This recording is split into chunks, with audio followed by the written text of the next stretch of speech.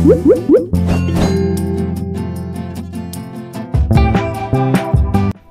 সত্যি করে প্রকাশ্যে প্রতীক সেনের কামব্যাক মেঘার প্রথম প্রোমো। এক্কাদোক্কার পর ফের জলসাতে ফিরছেন মহারাজ প্রতীক। তবে এবার তার বিপরীতে সোনামণি সাহা নয়, বরং দেখা মিলবে সুন্দরী রত্নপ্রিয়ার। হ্যাঁ, সুরিন্দর ফিল্মসের আসন্ন এই মেঘায় প্রতীক সেনের নায়িকা রত্নপ্রিয়া। স্টার জলসায় সোমবার থেকে শুরু হয়েছে একই প্রযোজনা সংস্থার অপর মেঘা ভক্তির সাগর। সেখানে গদাধরের মা চন্দ্রমণি দেবীর চরিত্রে অভিনয়ের জন্য নির্বাচিত হয়েছিলেন রত্নপ্রিয়া, কিন্তু পরে সিদ্ধান্ত বদল করে প্রতীকের নায়িকা হিসেবে চ্যানেলে কাস্ট করা হয় এই নবাগতাকে।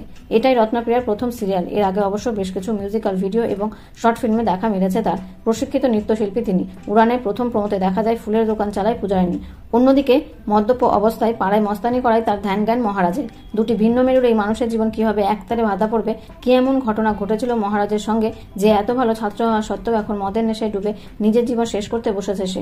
পূজারিনী কি পারবে সেই অন্ধকার থেকে তাকে আলোর পথে ফেরাতে? সেই উত্তরই মিলবে উড়ান সিরিয়ালে। রত্নপ্রিয়ার প্রথম প্রমোতেই দর্শক মনে দাগ কাটতে সফল হয়েছে। কোন স্লটে আসবে এই মেঘা তা নিয়ে ইতিমধ্যেই চর্চা তুঙ্গে।